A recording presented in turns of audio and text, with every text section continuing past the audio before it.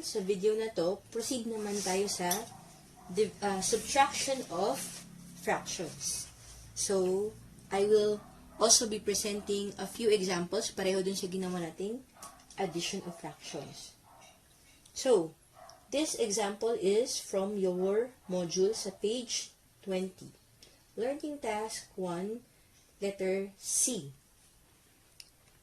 Dun tayo muna ulit sa mas simple or mas madaling example. Example number 1. Let's subtract 7/8. Gagawin ko ulit siyang horizontal ha. Mamaya pa vertical naman ako. Tingnan nyo saan mas madali para sa inyo. Pwede nyo gamitin kahit ano. Minus 3/8. Same steps tayo sa addition and subtraction of fractions. Maiiba lang dun sa part na add, syempre magiging subtract siya. And iba din iba lang yung paraan ng regrouping sa subtraction kaysa doon sa addition. So step 1, make sure that your fractions are similar. Ayan. So similar sila. Pareho silang 8.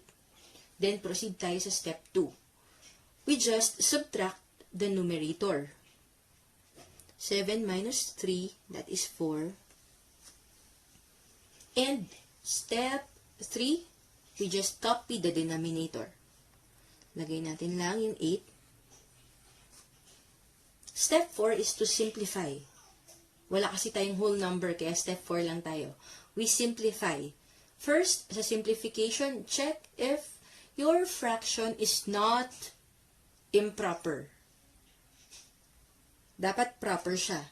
Kung hindi siya proper, gagawin natin siyang mixed number. So, mas maliit yung numerator niya kaysa sa denominator niya. That means, okay na yung ating fraction. Hindi siya improper.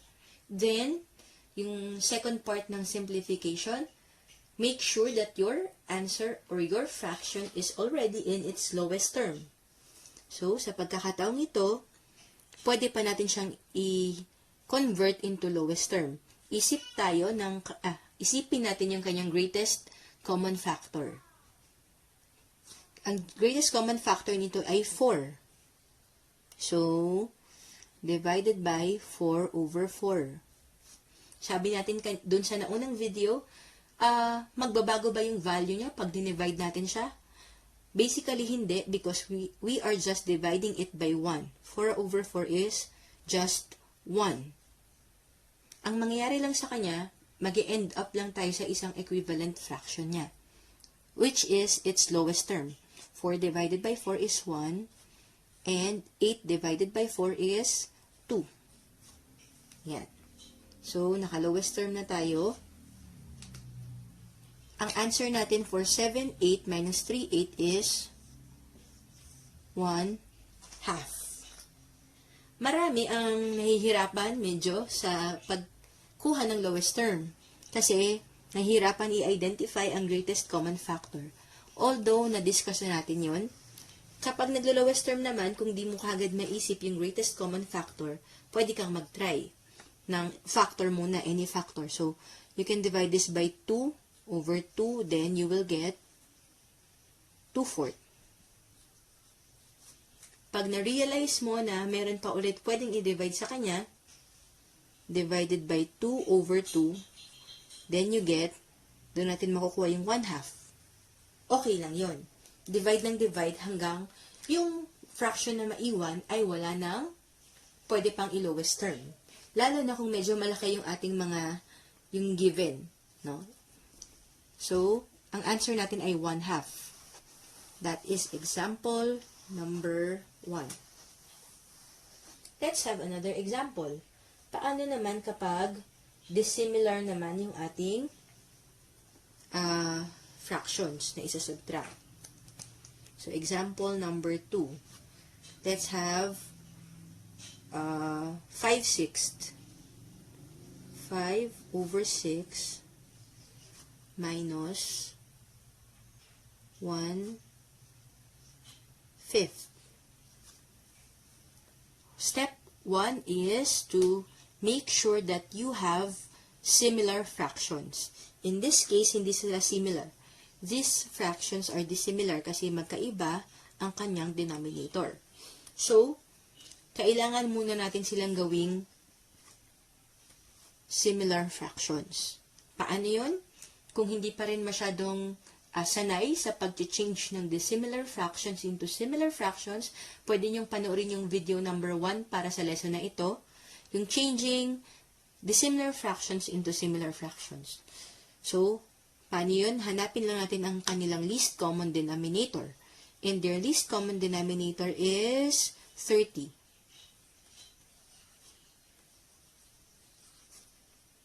Proceed tayo dun sa division and multiplication.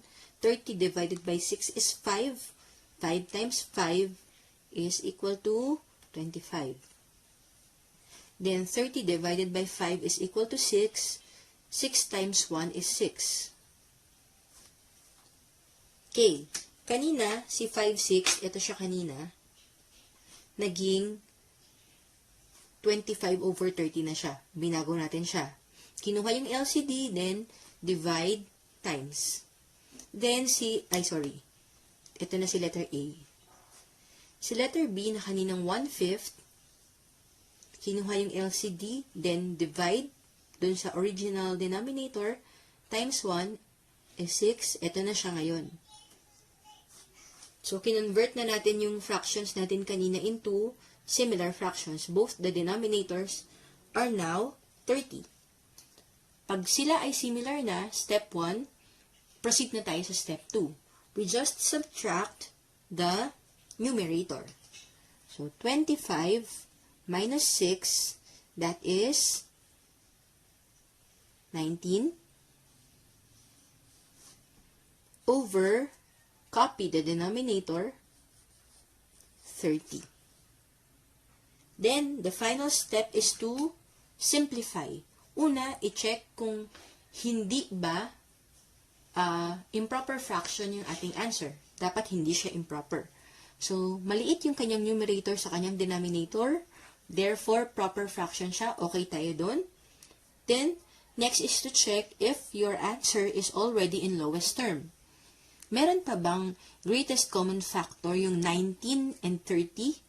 Meron pa bang number na pwedeng i-divide both by both yung 19 and 30? So, wala na. So, this is our final answer. So, 5/6 minus 1/5 is 19 over 30. That is our second example. For our third example, lagyan na natin siya ng whole number. Okay na tayo dito. I-erase ko na ito. Example number 3, maglagay na tayo ng whole number. So, let's have ito. This is also from your module sa page 20 pa rin. Learning task 1, letter B. We have, gagawin ko na siyang patayo ngayon, 8 and 6, 9. Usually kapag may whole number, patayo ko na siya ginagawa. Pero, I'm showing you both ways para gawin ninyo ano yung mas madali. Yung iba kasi nalilito sa patayo, yung iba nalilito naman kapag pahiga. So, 8 and 6 over 9 minus 3 over 9. Ayan. So, meron lang tayong isang whole number. Pwede rin naman, no? Kasi parang ganito na yung example natin sa addition. Lagyan ko na rin siya ng whole number. So, hindi na siya ngayon kapareho nung nasa module. Anyway, let's proceed. First, step 1 again is to check or to make sure that your fractions are similar. Both the denominators are 9, so similar sila. We can now proceed to subtraction. Subtract the numerator. 6 minus 3 is, 3. Then, just copy the denominator. 9. Then, dahil may whole number na tayo, proceed with subtraction naman ng ating mga whole numbers. 8 minus 2 is 6.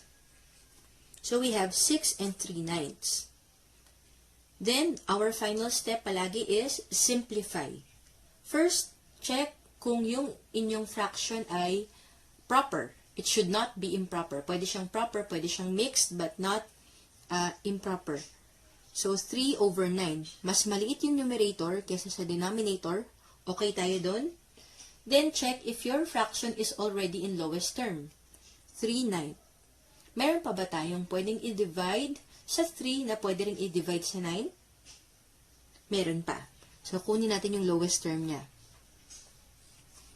Both can still be divided by 3. 3 divided by 3 is 1.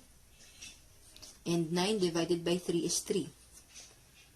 So, yung 3/9 natin ay pwede pa siyang i-lowest term into 1/3. Then, our final answer is, kunin lang natin ulit yung 6. 6 and 1/3.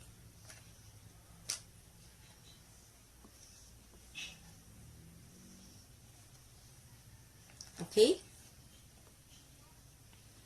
Now, proceed tayo sa final example natin.